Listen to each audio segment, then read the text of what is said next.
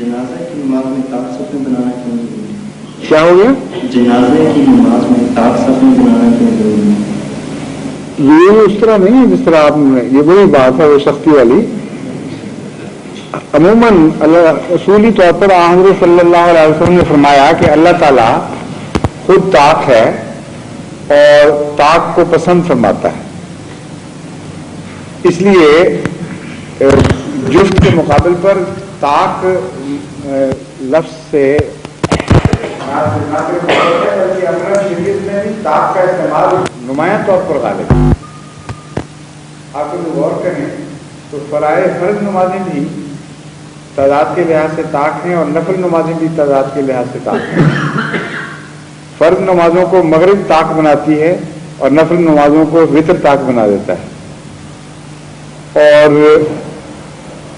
5 کا عدد ہے اس میں سامنے، وہ ویسے بھی 5 نمازوں کو ویسے طاق بنا رہا ہے. اور وضو کی حرکات دیکھیں، رکعات کو دیکھیں اور حرکات سکنات کو جمع کریں. جتنے پہلو سے اس کو آپ پیریڈوسکوپ میں ڈال کے الٹ پلٹ کے دیکھیں گے، حیرت انگیز طور پر اسلام کی شریعت میں طاق کے لفظ کو غیر معمولی اہمیت حاصل ہے. سورہ فاتحہ ہے تو 7 کا عدد ہے اس میں، اور بہت سے پہلو ہیں، اس وقت تفصیل میں جانے کی ضرورت نہیں.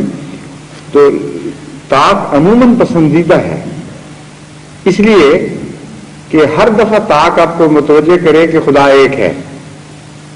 اور یہی وجہ رسول اللہ صلی اللہ علیہ وسلم نے بیان فرمائی کہ اللہ تعالیٰ طاق ہے، اس لیے وہ طاق کو پسند کرتا ہے. تو جب طاق تمہیں نظر آیا کرے تو اللہ کی یاد آ جایا کرے، اور اس بات پر آپ زور دیا کریں کہ اس کا جفت نہیں ہے، اس کا کوئی جوڑا نہیں ہے. لیکن جہاں تک ہمارے تخلیق کا تعلق ہے، اس میں اللہ تعالیٰ فرماتا ہے سب کو جوڑا بنایا ہے. وہ اس مضمون کے ساتھ کانٹرسٹ پیدا کرتی ہے بات کہ خدا کے علاوہ جتنی مخلوق ہے وہ اس میں آپ کو جفت نظر آئے گا، طاق نظر نہیں آتا. یہ بتانے کے لیے کہ وہ تنہا ذات صرف اللہ کی ہے، تو بنایا آپ کو جفت، لیکن طاق کی طرف حرکت سکھا دی. یہ ہے عمومی مضمون. یہ ذوقی وسائل سے بھی تعلق رکھنے والا ہے، انسانی فطرت کی لطافتوں سے تعلق رکھنے والا مضمون ہے. یہ شریعت کے ایسے ظواہر نہیں ہیں کہ جن کے اوپر آپ یہ مسئلہ لے کے بیٹھ جائیں کہ نماز جنازہ ہو جائے گی کہ نہیں ہو جائے گی.